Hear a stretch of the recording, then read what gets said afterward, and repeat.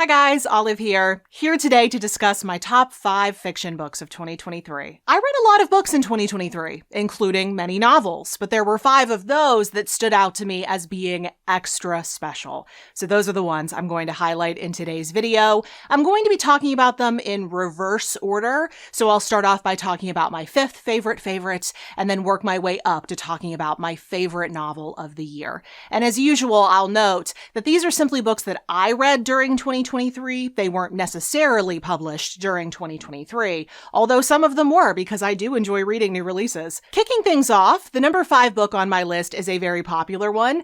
It is well loved enough, it's been out long enough to actually earn itself its own TV miniseries adaptation. It's The Flat Share by Beth O'Leary. This is a romance book. It was the author's debut novel, and it stars 2 people sharing a flat or an apartment in London. They're technically roommates, but because they work opposite schedules to one another, they don't really see each other.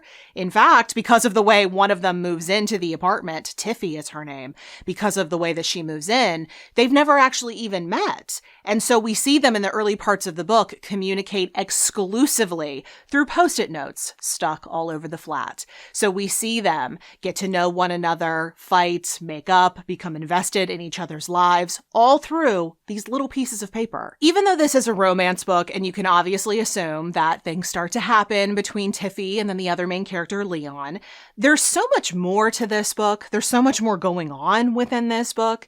Each of those characters have their own respective issues, things in their lives that demand their attention. It almost makes the romance feel secondary at many different points within this book. Tiffy has her career in publishing, but she's also licking her wounds because she just got out of a really bad relationship. Her ex was toying with her emotions, basically emotionally abusing her, and she's still feeling the effects of that.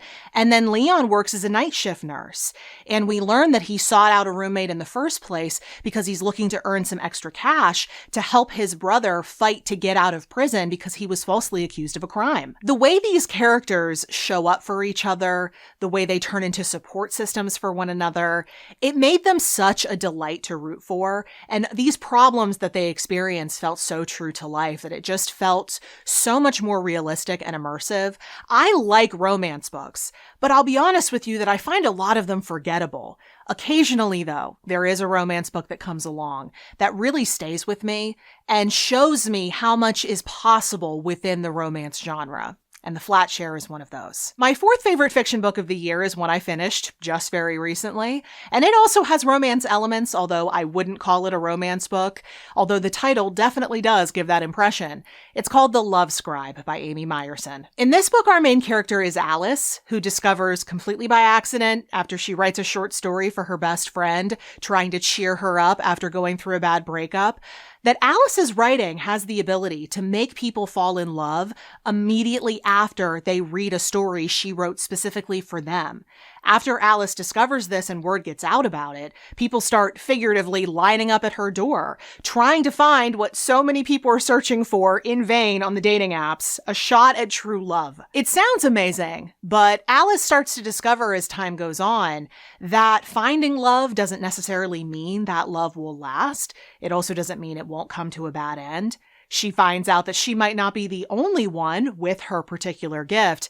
And throughout the entire book, she's also fighting her own aversion to love, which we learn springs from having lost her father when she was just a very young teenager. I tend to enjoy books that ask something of you as a reader, and this one definitely does that. Once you realize that Alice isn't a happily ever after machine, that just like the rest of us, love's face changes as it ages, and that sometimes we find out far too late that we're perceiving things in very skewed ways, this book gets as messy and complex as life can get. But I loved that about this book.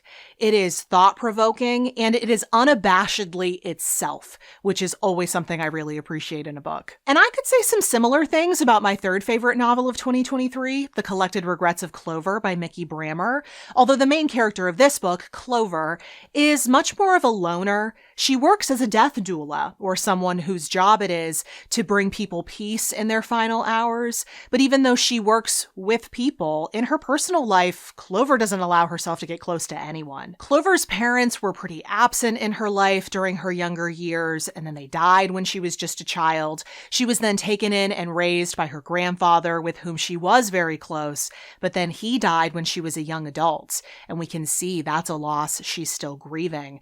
She's very emotionally stunted in certain ways, and even though she's in her mid-30s, when we meet her, we can see that she still has a lot of growing up to do, and even she knows it. We also find out, though, that throughout her career as a death doula, Clover has been writing down the things that her clients regret the most on their deathbed. When they're looking back at their lives as a whole, what do they regret having done, or most frequently, not having done?